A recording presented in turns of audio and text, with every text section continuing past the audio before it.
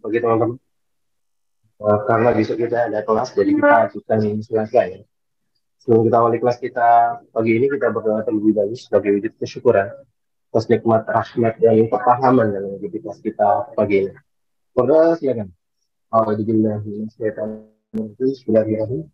Rabbi zidna ilma warzuqna fahma birahmatika ya arhamar rahimin. Amin. Oke. Halo. Bismillahirrahmanirrahim. Assalamualaikum warahmatullahi wabarakatuh. Selamat pagi ya. Ini kelas tambahan ya untuk ganti yang mungkin minggu depan lah. Ada utang nggak yang kemarin sebelumnya Mas Calim? Nggak ya? Tidak ada. Ini berarti ganti Besok. yang hari Minggu ya. Oh, Minggu. Ya, hari Minggu di... Besok ada berarti, Kak? Hah? Besok saya itu ke Jepara. Healing. Sama menulis buku di pantai lah. Oke. Jadi kita besok kelasmu di itu ya. Saya di pantai lah, pinggir pantai. Minimal. Kalau hari libur tuh healing minimal. Ya di kantor terus. Nanti malam sih berangkat ya. Oke ya, kita lanjut. Teman-teman yang belum punya buku Dissolving Ego, ini dibeli. Ini suatu saat nanti berguna gitu. Dengan berlatih, orang bisa tetap fokus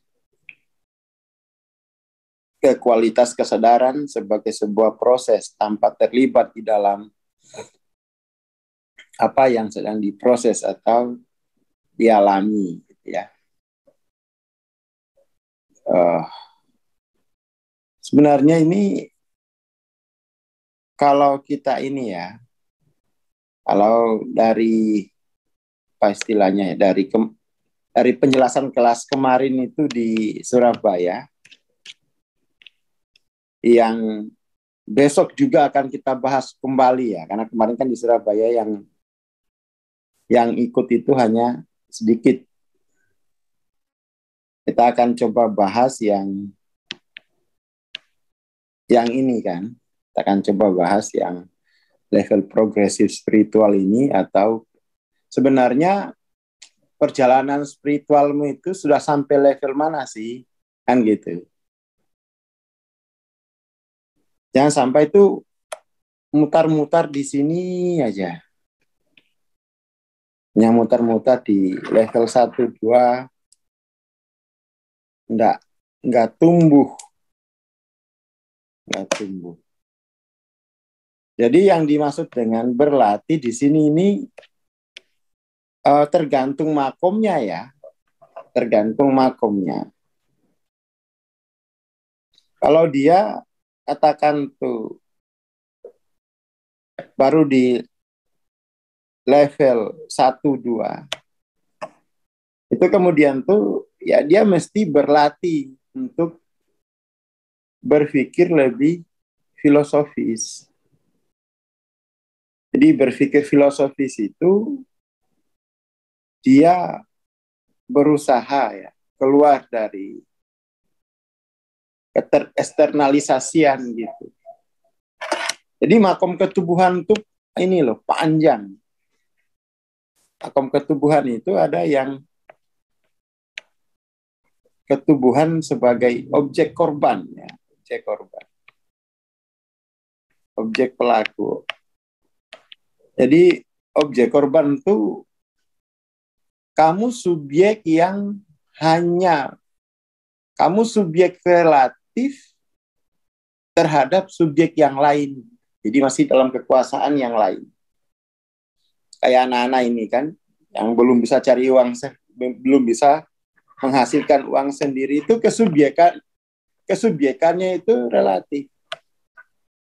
Padahal itu masih makom ketubuhan. Jadi dia belum dia belum berkepastian subjeknya karena masih harus disetujui oleh orang tuanya.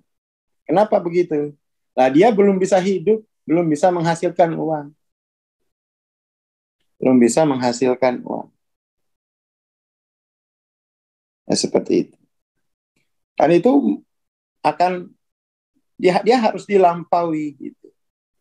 Untuk keluar dari objek yang sebagai korban atau sebagai pelaku. Ini kan fase tereksternalisasi ya. Tereksternalisasi. Itu kan dia harus ya berlatih untuk keluar dari pengkondisian sosialnya, pengkondisian sebelumnya. Itu apa namanya? Ada lagu-lagunya, namanya Zona Nyaman, ya. 24 itu. 2040 atau 24. Zona Nyaman lagu-lagunya. Nah, ini anak-anak ini harus segera tahu bahwa 420 ya. Itu anak-anak harus diberitahu bahwa perilaku masih mengharapkan uang jajan dari orang tua. Itu menunjukkan proyek spiritualmu yang belum selesai. Proyek spiritual kamu masih di objek pelaku atau objek korban. Paling enggak objek pelaku lah. Dikasih duit kan, senang gitu ya, mall. Tapi itu uang dari orang tuamu. Itu masih bisa diaudit. Masih bisa diaudit. Makanya saya dulu, waktu pertama kali ke Jogja dengan teman saya itu, saya lihat loh, kamu kok uang kiriman orang tuamu itu kamu sempat-sempatnya loh kamu gunakan untuk pacaran. Itu nggak bahaya, Tai. Katanya nggak apa-apa ini untuk merasakan gelora-gelora remaja muda katanya. Loh, itu secara spiritual kan kamu aslinya masih objek pelaku. Masih objek pelaku, belum punya subjek yang berkepastian pada dirimu sendiri. Kamu bukan subjek yang berkepastian pada dirimu kok sudah kamu sikapnya kayak gitu seperti orang yang sudah berkepastian subjek pada dirinya. Gitu. Wah, ini nggak masuk ini. Nggak masuk. Jadi apa? Ini fase-fase di makom ketubuhan tuh harus dikenali gitu ya. Ini semua besok kita coba bahas di fase ini ada apa, di fase ini ada apa gitu ya. Lalu kemudian dia di fase ketubuhan, berkepastian ketubuhan itu panjang gitu. Orang yang disebut sudah berkepastian makom ketubuhannya ketika dia sudah memiliki worldview sendiri, sudah punya paradigma bagaimana apa diri saya, bagaimana saya harus merespon fakta-fakta dalam kehidupan. Jadi orang yang sudah berkepastian subjeknya itu, tapi ini masih makom ketubuhan loh. Masih makom ketubuhan. Orang yang disebut dengan berkepastian, ya, dia lagi jadi objek, dia subjek. Tapi subjek masih di makom ketubuhan. Subjek di makom ketubuhan. Dia harus punya worldview. Dia harus punya paradigma untuk melihat dirinya, untuk mengatur dunianya, untuk menata dunianya. Jadi dia seorang ideolog, dia punya ideologi gitu. Dia memiliki ideologi. Baru di situ dia berkepastian sebagai subjek. Subjek, tapi itu subjek dalam makom ketubuhan. Kan kalau kita lihat dia sebagai punya ideologi ini, itu di 400-an, 440-an lah ya.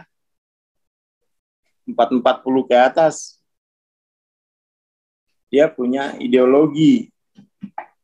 Jadi panjang dari objek ini kan, objek korban, objek pelaku kan katakan itu di bawah 200. Jadi proses pembentukan, proses menumbuhkan ideologi, proses menghasilkan ideologi, itu ditempuh dari 200 sampai 400-an. Itu perjalanan panjang. Itu pun masih di makom ketubuhan gitu.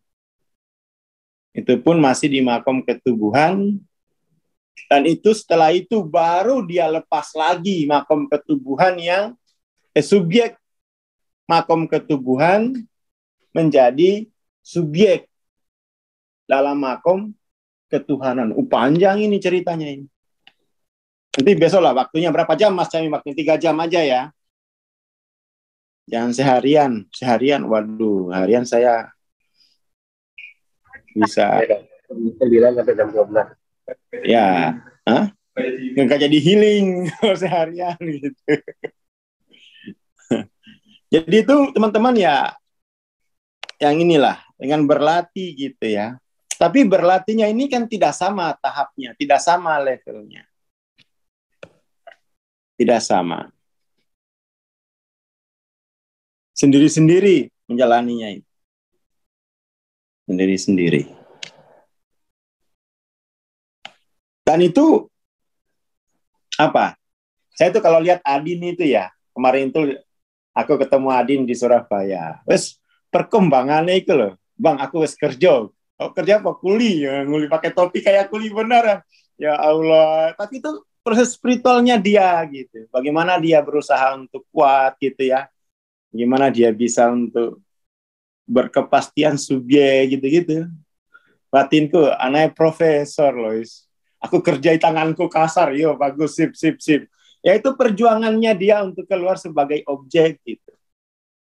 Kita lihat Pak pakai topi bener kayak kuli loh, ya Allah, pakai jaket, ya Allah, din. Tapi itu bagus gitu ya, dia menjalani itu, dia ngerti gitu ya prosesnya. Aduh, bayangin Adin 2 tahun lalu itu kecil gitu. Sekarang tingginya udah sebahu saya gitu. Terus dewa remaja tapi dengan konsep yang terarah gitu ya. Dengan pergulatan untuk keluar jadi objek itu luar biasa. Tahu, pernah sekali itu malam-malam, udah jam 12 malam bangunin saya. Bang, tolongin bang. Kenapa Din? Pokoknya tolongin, saya lagi dikuasai oleh perasaan, terobjekkan oleh perasaannya sendiri. Nangis di ruang podcast gitu. Itu perjalanan spiritualnya gitu. Untuk keluar dari makom ketubuhan sebagai objek dan masuk ke makom ketubuhan sebagai subjek yang berkepastian. Itu yang saya contohkan anak kecil ya. Anak-anak dari anak-anak mau ke remaja itu Adin gitu. Terus pakai topi kayak kuli kemarin tuh. Peluk, ya Allah. Ini bagus gitu, bagus. Perkembangannya itu positif. Terukur gitu loh, dalam peta itu terukur. Mungkin dilihat orang kan, wah, anak profesor kok nggak jelas kayak gitu. Tapi karena dia menjalani proses suluk, ya, proses tawaju, tetap terukur, tetap terlihat kan. Oh ya, dia sedang betul-betul ingin keluar dari makom ketubuhan sebagai objek, dan dia mulai melihat masuk ke sosial. Selama ini kan di sosial dia itu kan hanya terlempar aja masuk ke sosial kan, terlempar, bukan pilihannya sendiri. Tahu-tahu mendarat aja di sosial tuh lah, udah ya kan, pas lahir itu kan bukan pilihan dia kan di sosial itu, tahu-tahu masuk gitu aja, tergeletak gitu aja, tumbuh dan tidak punya pilihan. Sekarang saya lihat dengan kerja gitu ya, dia mulai ke fase berkepastian di makom ketubuhan, tapi sebagai subjek. Sebelum itu, setelah itu jadi, baru dia bisa masuk sebagai subjek di makom ketuhanan. Gitu. Jadi harus jadi dulu subjek. Harus jadi dulu subjek di makom ketubuhan, lalu setelah itu lanjut lagi subjek di makom ketuhanan. Gitu. Itu saya lihat sama Adin ya. Jadi nih, jadi. Saya jadi wali. Ya, amin, amin, amin. Ya itu kalau nggak terpantau, kalau dia nggak terpantau kan, kita nggak ngerti gitu perkembangannya kan, kita nggak ngerti. Ini juga Ainun juga bagus.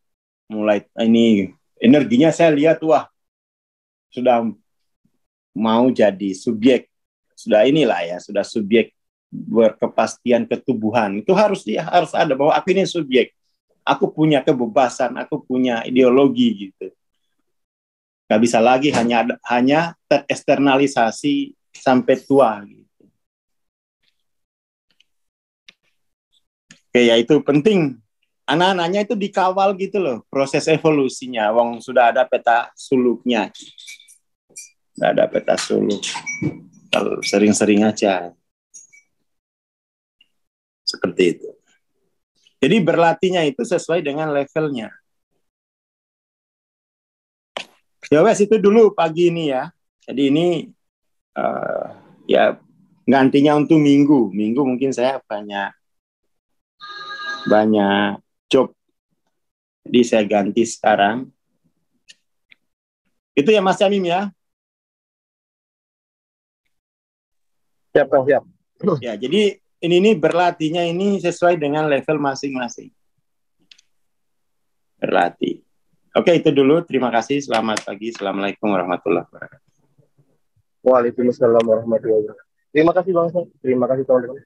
Bagi teman-teman yang besok nggak ada acara bisa ikutan join kelas itu ya, benar dulu mati ulang. Terima kasih. Selamat pagi dan selamat beraktivitas.